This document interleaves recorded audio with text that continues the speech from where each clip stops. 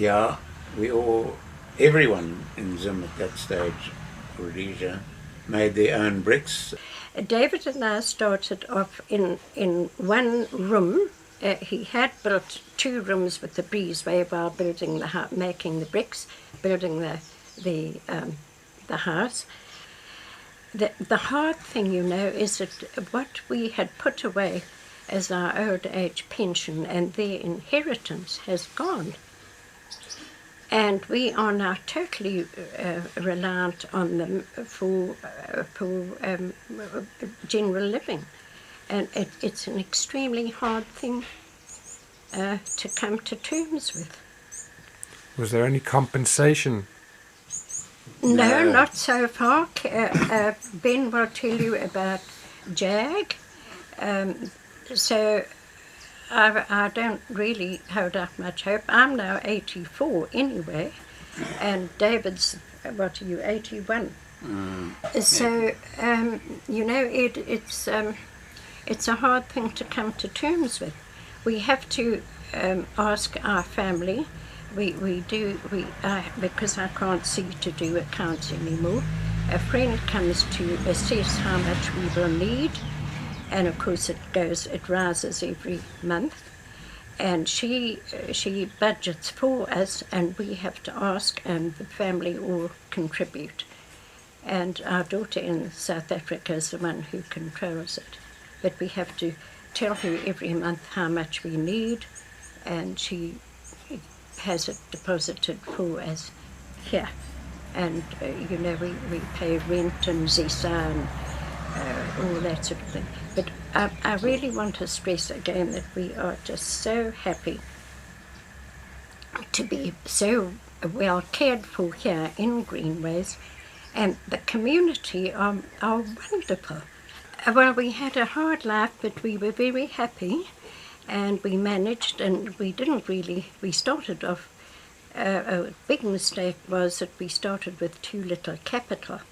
And when other people had TV and everything, we didn't have, but we didn't miss it. And in fact, our children have said, thank goodness we didn't have, because we grew up as a real family, and you listened to all our stories during meal times and played with us, and we made our own entertainment.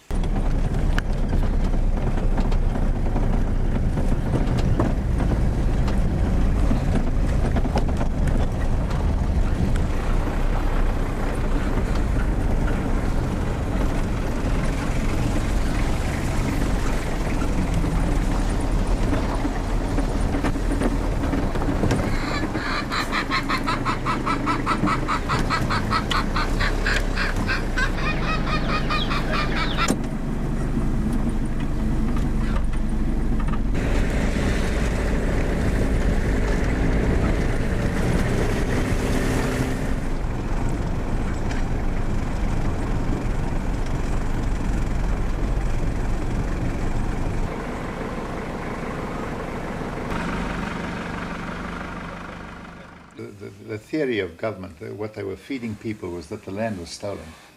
I didn't steal anybody's land. All the land that I've got in this country I bought, and I bought with their blessing. The government signed, on one of the farms, the government signed a certificate of no interest post 1980, and so I didn't steal anything from anybody, and I just didn't accept the fact that they could just take it away from me. It was a dream of mine. I had achieved it, and when I came to this country, I had no money.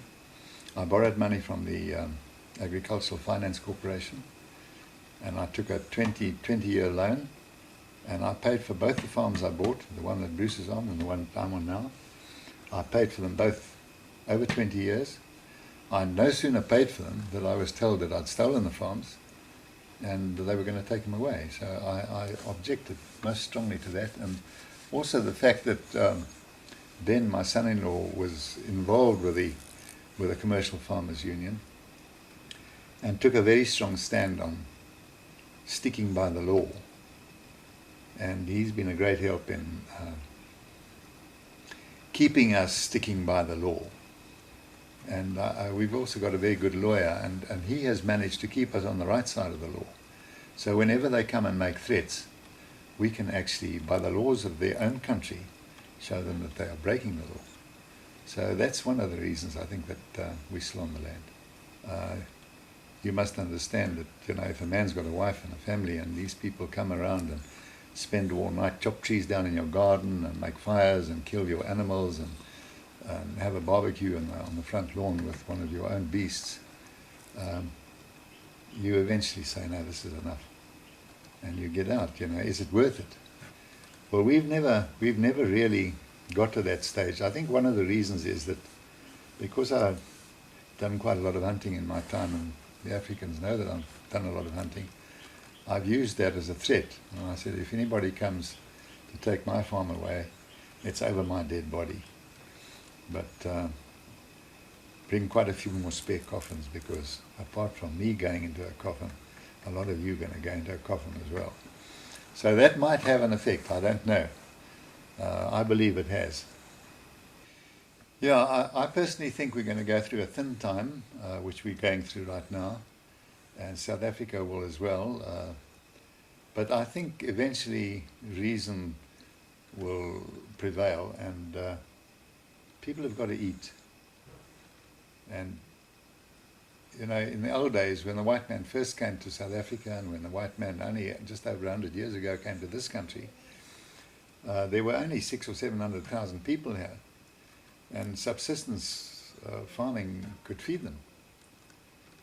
Now there are 12 million people here, and we've got big cities, and we've got bridges, and we've got roads, all built by the white man, by the way, and even wheels, which were brought in by the white man. There were no wheels in Rhodesia.